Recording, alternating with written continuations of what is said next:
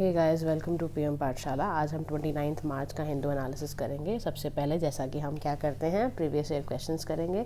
तो previous year questions में guys सबसे पहला जो आज क्वेश्चन है आपका, that is if a particular area is brought under the 5th schedule of the constitution. मतलब अगर ये कह रहा है कि कोई भी पर्टिकुलर एरिया को अगर 5th schedule of the constitution में रखा जाएगा तो उसका बेस्ट कॉन्सिक्वेंस क्या निकल कर आएगा। तो उसका पहला ऑप्शन है कि this would prevent the transfer of the land of tribal people to non tribal people. Second आएगा this would create a local self governing body in that area. Third option is this would convert that area into a union territory. And the fourth option is the state having such areas would be declared as special category state.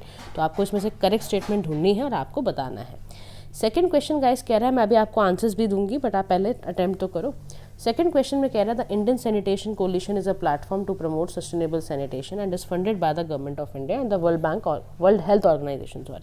The second option is the National Institute of Urban Affairs and affects body of the Ministry of Housing and Urban Affairs in Government of India and provides innovative solutions to address the challenges of urban India। आपको ना इसमें से correct statement ढूंढ के बतानी है। देखो इस तरह से ही क्वेश्चंस आ रहे हैं तो ज़्यादातर क्या करा करो, प्रीवियस ईयर क्वेश्चंस की प्रैक्टिस करनी है। That's what we are doing right now. Third question में क्या है, which one of the following has been constituted under the EPA यानी कि इन्वायरमेंट प्रोटेक्शन एक्ट 1986 में इनमें से कौन सी बॉडी को क्रिएट करा गया था। Central water commission, central ground water board, central ground water authority, national water development agency. आपको इनमें से सेलेक्ट करके बताना है। अब आपने होपफुली अटेम्प्ट कर लिया होगा। तो पहले क्वेश्चन का गाइस आंसर क्या है हमारे पास, पहले क्वेश्चन का जवाब है योर ए। अब इसके बारे में हम डिस्कस भी करेंगे। लेट्स पहले इसको हम यहाँ पर कर देते हैं कि this would prevent the transfer of land to the tribal people. तो इसका आंसर ये आपका हो गया। सेकंड क्वेश्चन में आपका देखो इंडियन सैनिटेशन कोलिशन से रिलेटेड पूछा था तो इसका आंसर होगा बी आपका, ठीक है, यानी कि 2 ओनली। सेकंड स्टेटमेंट बिल्कुल आपका करेक्ट है। अब थर्ड क्वेश्चन में पूछ रहा था एक्ट के बारे में, तो सेंट्रल ग्राउंड वाटर अथॉरिटी को यहाँ पर क्रिएट करा गया था ईपीए के थ्रू, ठीक है जी। चलो आओ अब पढ़ लेते हैं हम कि जो हमने इंडियन कॉन्स्टिट्यूशन 5th शेड्यूल वाला पढ़ा है उसके बारे में डिटेल थोड़े से जान लो कि वो क्या है, कैसे उसमें डिटेल्स आ रही हैं, उसके बारे में थोड़ा सा जान लेते हैं। मैं थोड़ा सा इसको और हाईलाइट वगैरह भी कर देती हूँ ताकि आपको समझ में आ जाए। देखो इंडियन कॉन्स्टिट्यूशन ना ट्राइबल एरियाज़ को ऑटोनॉमी देता है गवर्नेंस के मैटर में। किस शेड्यूल के अंदर, 5th एंड 6th शेड्यूल के अंदर यही बातें उसमें की गई हैं। और इसमें फर्दर इसको फोर्टिफाई करा गया था by Samatha versus state of Andhra Pradesh 1997 की जजमेंट में कि सुप्रीम कोर्ट ने डिक्लेयर करा जो ट्रांसफर है ट्राइबल लैंड का to private parties for mining was null and void under the 5th schedule. तो आपको ये बिल्कुल अच्छे से याद रखना है, ठीक है जी। तो उसके बाद कह रहा है कि स्पेशल प्रोविजंस है 5th शेड्यूल एरियाज़ के। यूनियन गवर्नमेंट ने बताया कि भाई एग्जीक्यूटिव पावर जो होती है वो डायरेक्शन दे सकते हैं स्टेट्स को एडमिनिस्ट्रेशन के मुद्दे पर। तो provisions for establishment of tribal advisory council बनाने में, तो गवर्नर में मेक रेगुलेशंस प्रोहिबिट करना, रिस्ट्रिक्ट करना ट्रांसफर ऑफ लैंड के लिए, है ना। तो ये सब काम वो गवर्नर कर सकता है। प्रेजेंटली आपके 10 स्टेट हैं जहाँ पर जैसे कि रेगुलेट करा गया कैरिंग ऑफ बिजनेस और मनी लेंडर बाय पर्सनस, है ना। तो वो आंध्र प्रदेश, छत्तीसगढ़, राजस्थान यहाँ पर ये सब में किया गया है। सब में 5th शेड्यूल आपका लगता है। 5th शेड्यूल एरियाज आपके ये आते हैं, ठीक है। चलिए जी अब हम चलते हैं आज के हिंदू एनालिसिस में।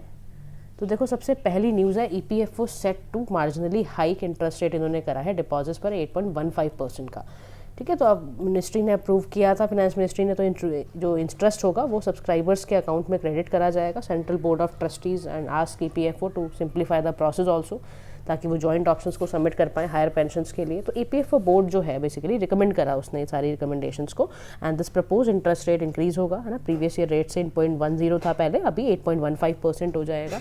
और अप्रूवल के साथ साथ depositor are set to receive approximately 90,000 crore as interest during financial year 23। तो ये सारा इसमें गाइस किया गया है और इसको और ईजियर बनाने की बात की गई है, ठीक है। तो this is about this news. Next news में ना गाइस आपका टोर्नाडो के बारे में आया था। तो देखो यहाँ पे ना मिसिसिपी रेसिडेंट्स में यहाँ पर ही कुछ ऐसा हुआ है कि टोर्नाडो ने इतना घरों को ध्वस्त कर दिया है, ठीक है। 25 लोग बेचारे मारे भी गए हैं। अब समझने की बात यह है कि टोर्नाडो होता क्या है और इससे रिलेटेड कुछ कॉन्सेप्ट्स को हम आज जानते हैं, ठीक है ना। तो न्यूज़ को इस तरह से पढ़ना है कि जो हमारे लिए इंपॉर्टेंट है ना उसका क्रक्स को जो निकालना बहुत ज़रूरी है। देखो जो आपके टोर्नाडोज होते हैं ना वायलेटिंग तरीके के होते हैं। ये आप में दोनों में कंपैरिजन भी समझ लेते हैं, टोर्नाडो समझ भी लेंगे यहाँ क्या होता है। रोटेटिंग कॉलम ऑफ एयर है, ठीक है, यानी कि जो हाई स्पीड चलती है ना बर्लिंग का, तो थंडर क्लाउड डाउनवर्ड एक्सटेंशन यहाँ शुरू हो जाती है और क्लॉकवाइज ना आपका सदर्न हेमिस्फेयर में शुरू हो जाता है रोटेशन इसका, और काउंटर क्लॉकवाइज कहाँ चलता है, नदर्न हेमिस्फेयर में चलने लगता था। तो इंटेंसिटी इसकी बहुत ज़बरदस्त तरीके की होती है कि ये आपका ज़्यादातर आपका ऑल कॉन्टिनेंट्स में स्पॉट करा जाता है एक्सेप्ट अंटार्कटिका।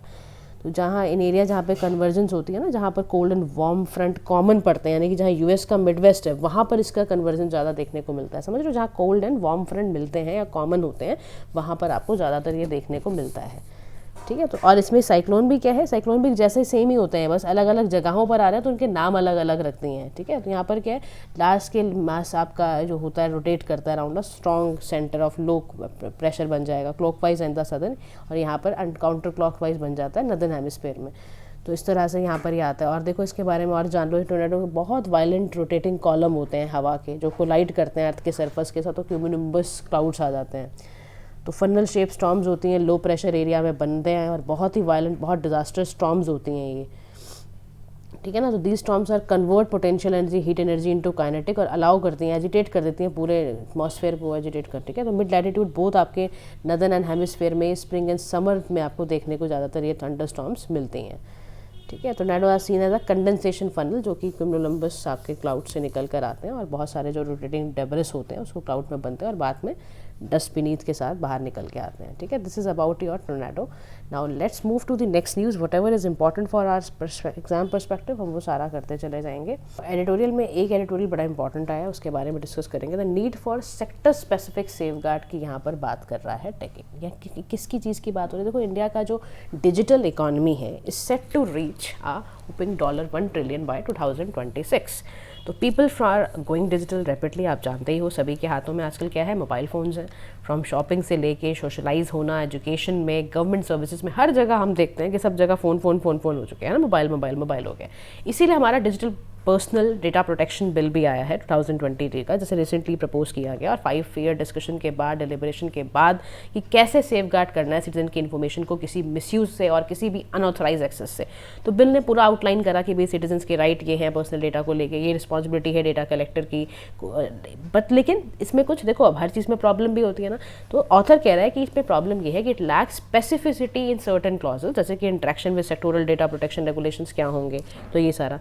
अब sectoral regulation and global approaches के बारे में बात करते हैं। ग्लोबली कैसे काम चल रहा है, हमारे यहाँ कैसे वो चीज़ें सूट करेंगे कि नहीं करेंगे, उस पर बात चलेगी। देखो सेक्शन 29 जो है ना बिल का, sets that provision of the bill will complement and not create exemptions from existing regulations. ठीक है, ऐसा बोला है। But in this case of conflict the bill will take precedence, यानी कि जो पहला पार्ट अलाउ करेगा bill to fill in any regulatory gaps को फिल करेगा। सेकंड वो रेज करेगा सेक्टोरल रेगुलेशंस को दैट वो beyond what the bill provides. तो data protection and privacy highly dependent किस पे है, इस कंटेक्स्ट पर है कि भाई किस टाइप का डेटा कलेक्ट हुआ है, कैसे किया गया है, किस इंटेंशन से ही, कि इंटेंडेड यूज़ क्या है, एसोसिएटेड रिस्क उसके क्या बने हुए हैं।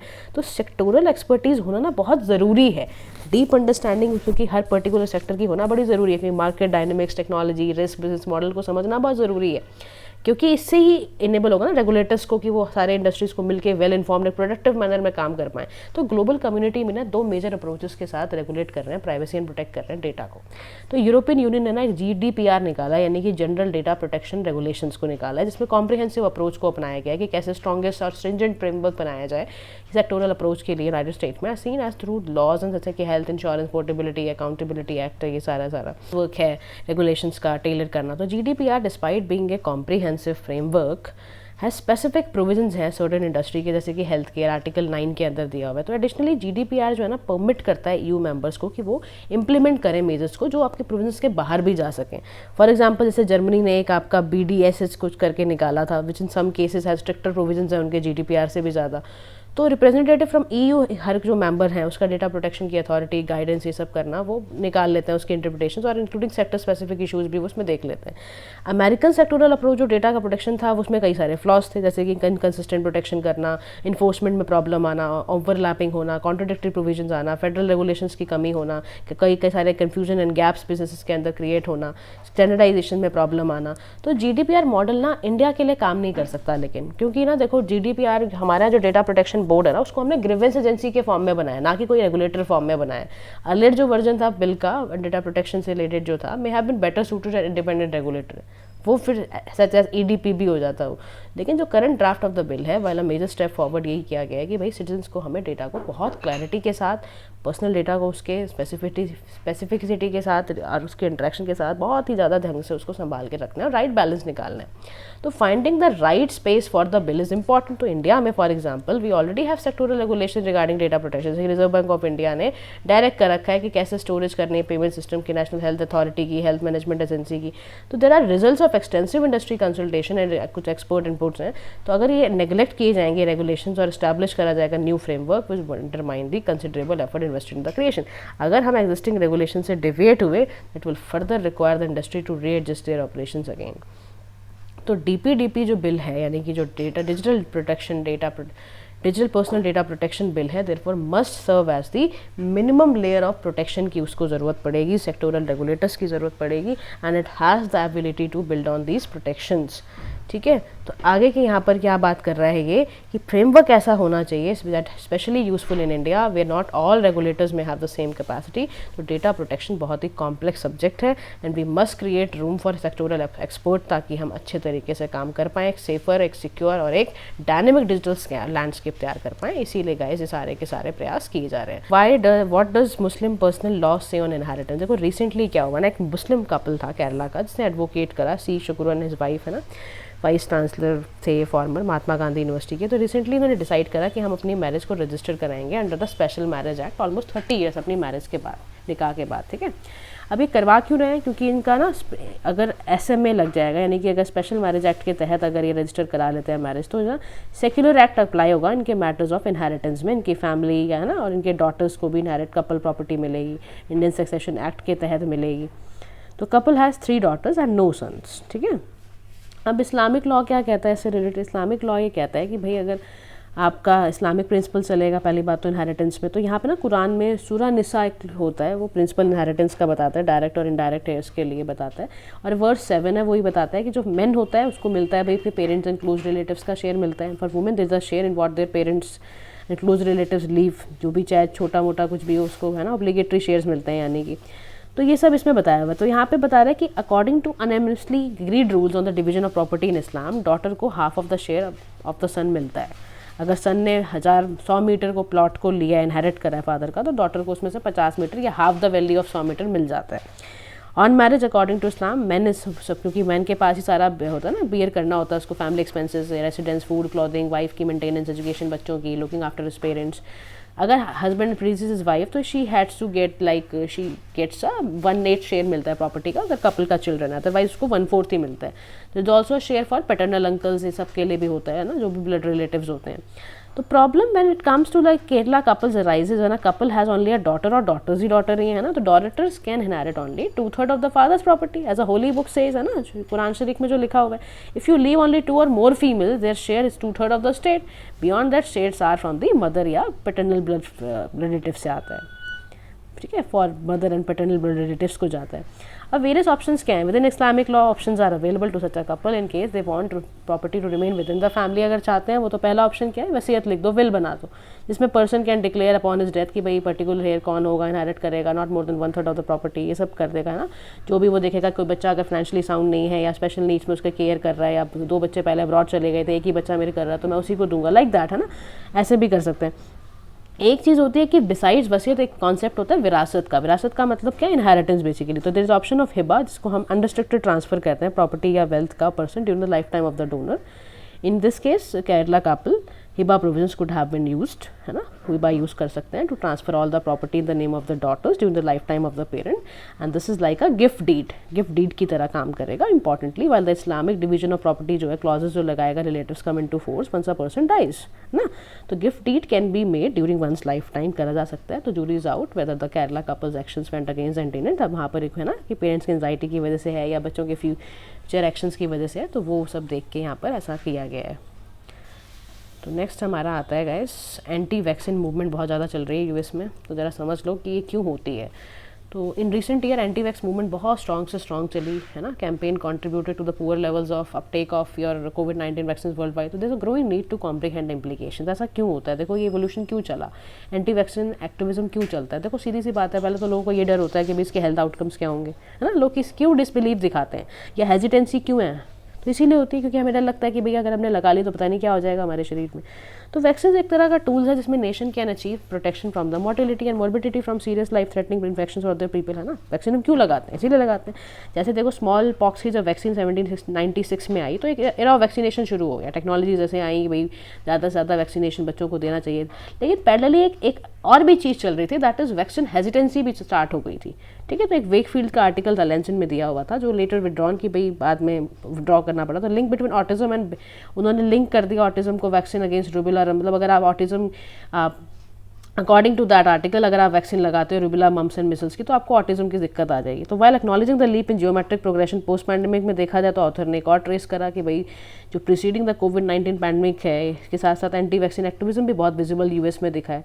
तो before the pandemic anti vaccine activism was increasingly in line with the conservative political identity की वजह से था। सेकेंडली पेपर नोट्स या एंटी वैक्सर्स जो होते थे वो प्रॉपर ग्रुप्स में होते थे, लॉबीड करते थे और कंजर्वेटिव पॉलिटिकल एंड कैंडिडेट्स को प्रमोट करने के लिए, है ना, एंटी वैक्सीन पोजीशंस लगाया जाता था। लेकिन इसके बाद भी आगे क्या चीज़ें आई, हैरासमेंट आया, थ्रेट्स आ गए हेल्थ केयर में, पब्लिक हेल्थ प्रोफेशनल्स के लिए, है ना। तो व्हेन कोविड-19 स्ट्रक, तो जब हुआ तो फिर उसके बाद भाई इवोल्यूशन शुरू हो गए, वैक्सीन के लिए बहुत ज़्यादा मिस इन्फॉर्मेशन फैलाई जाने लग गई, है ना, कि भाई चाइल्डहुड में बिल्कुल मत लगाओ, ट्रेडिशनल सोशल मीडिया अलग अलग मिसट्रूथ फैलाने लग गए। तो स्टार्ट ऑफ द कोविड-19 vaccine trials and rather unprecedented wide media coverage seem to provide opportunities. तो नेशनल रोल आउट जब वैक्सीनेशन का स्टार्ट हुआ, the highlighted stories of purported side effects, इसके क्या क्या थे ये सारे निकल के आने लगे। अभी कह रहे हैं देखो क्या स्ट्रैटेजीज अपनाएं, ऐसा क्यों चीज़ें चल रही हैं, क्या ये सही है। देखो all this effort contributed to कोविड-19 वैक्सीन, इतना सब कुछ चलेगा, इतना सब कुछ मिसगाइड किया जाएगा, मिस इन्फॉर्मेशन फैलाई जाएंगी, तो आपको लगता है लोग लगवाएंगे।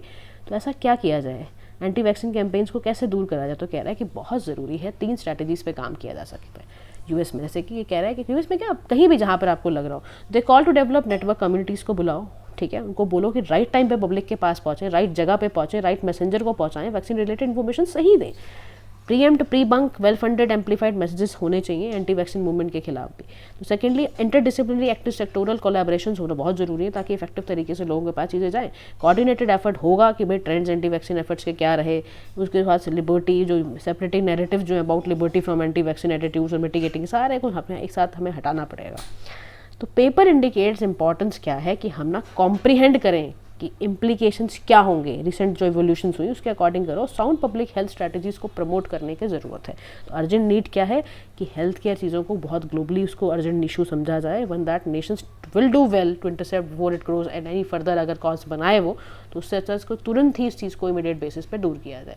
आज का गैस वर्ड है सिबिलेंट, ठीक है, सिबिलेंट का मतलब होता है सीटी बजाना, ठीक है, consonant characterize by hissing sound, है ना, स्पीच में आप कुछ डालते हो। तो after the confrontation the room was filled with sibilant whispering, इसके सिनोनिम्स हैं स्टूडेंट है, फ्रिकेटिव है, तो सारे ये वर्ड्स होते हैं सीटी बजाने के लिए। तो ऑस्ट्रेलियन टेक्नोलॉजी ना बहुत इंपॉर्टेंट काम कर सकती हैं, इंडिया का जो KGF है ना उसकी गोल्ड माइंस को वापस से फंक्शन करके पावर भी जनरेट कर सकती हैं।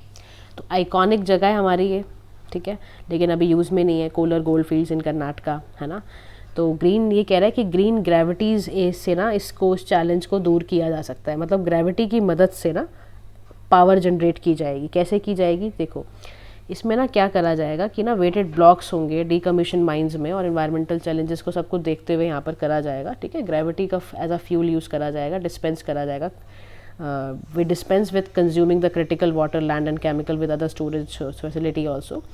तो यहाँ पर वही है कि इसमें ना एक वेटेड ब्लॉक बनाया जाएगा, 40 टन का होगा वो, और top of the mine shaft में अंदर जाएगा रिन्यूएबल एनर्जी पावर को यूज़ करते हुए, है ना। बैकअप भी रखा जाएगा, हैवी ब्लॉक जब गिर जाए मान लो तो अंडर ग्रेविटी, इंश्योरिंग मोमेंटम उसकी चलती चली जाए। तो जो depth to which block can be slip, जिस डेप्थ से ब्लॉक को स्लिप कराया गया है उसी से ब्रेकिंग सिस्टम क्रिएट हो जाएगा और वो giving control to the amount of power, उसी से पावर प्रोड्यूस होगी। तो प्रिंसिपल वही ट्रेडलाइज पम्प्ड हाइड्रो वाटर स्टोरेज उस तरह से यहाँ पर किया जा रहा है। और उससे फिर क्या होगा आपका कि at mines such as Kolar you can produce up to 100 और इवन 1000 मेगावाट ऑफ पावर से निकालने की यहाँ पर बात कर रहा है।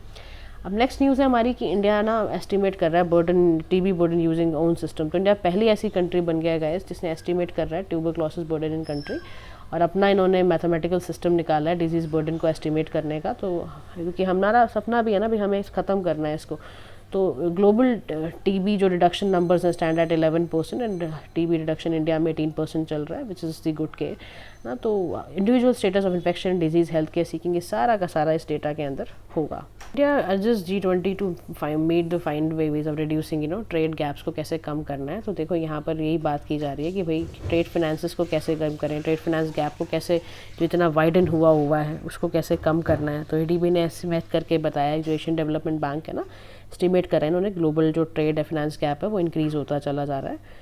तो पैनलिस्ट को यही बोला है टू नेट लेजिस्लेशन कुछ बनाए, पेपरलेस इंटरनेशनल ट्रेड कुछ ऐसा करें। तो need to accelerate digitalisation and option of fintech solutions हमें निकालने पड़ेंगे ताकि ये गैप्स वगैरह ख़त्म हो। और डिजिटलाइजेशन की वजह से क्या होगा, हार्मनी बनेगी, standard of data sharing across the border होगा। और ये भी बोला है कि रोल बैंक जितने भी हैं, फाइनेंशियल इंस्टीट्यूशंस हैं, सारे के सारे एक्सपोर्ट क्रेडिट एजेंसीज हैं, ये गैप्स अपने फाइंड आउट करें, चैलेंजेस को सर्टनली देखें कि अनसर्टन ग्लोबल पैरामीटर्स क्यों क्रिएट हो रहे हैं। ठीक है, ये सारी चीज़ें। India under WTO, fire eight WTO avoiding questions on MSP। ठीक है, पीस क्लॉज पे इंडिया जो पहली ऐसी है ना जिसने इन्वोक करा है बाली फॉर पीस क्लॉज। देखो यहाँ पे ना सवाल ये उठ रहा है कि WTO ने ना और बाकी जितने भी मेंबर्स हैं वो इंडिया से पूछ रहे हैं भाई MSP इतनी बढ़ा क्यों रहे हो, पर्टिकुलरली राइस में क्यों बढ़ा रहे हो, आपने प्रिस्क्राइब लिमिट को भी ब्रीच कर दिया है। तो इंडिया का यहाँ पर ये कहना है कि देखो भाई आपके पास पीस क्लॉज भी तो होता है। पीस क्लॉज का मतलब क्या है कि आप 10% सीलिंग को ब्रीच कर सकते हो और आपको मेंबर्स उसमें कुछ नहीं कहेंगे, लेकिन फिर भी इनको हमें तो कहना ही है। तो आप समझ ये लो कि WTO के बारे में समझ लो, ठीक है, MSP के बारे में समझ लो थोड़ा, ताकि आपको याद रहे। अब देखो WTO आप जानते ही हो, world trade organisation, only intergovernmental organisation है ये, इंटरनेशनल ऑर्गेनाइजेशन है जो ट्रेड से, रूल ऑफ ट्रेड से डील करती है। ठीक है, 164 मेंबर्स, 623 ऑब्जर्वर्स हैं इसमें। WTO के ग्लोबल सिस्टम जो है वो उसमें यही है, ट्रेड बैरियर्स को हटाना, कॉस्ट ऑफ प्रोडक्शन को देखना। ठीक है, एक फेयर ट्रेडिंग करवाने का काम होता है इनका। MSP में क्या है, मिनिमम सपोर्ट प्राइस है, गवर्नमेंट तय करती है इसको, मिनिमम प्राइस है ना। कौन इसको रिकमेंड करता है, CACP इसको रिकमेंड करती है, यानी commission for agricultural cost and price. ठीक है, और इसके साथ साथ इस पर कई सारे फंक्शंस बनाना।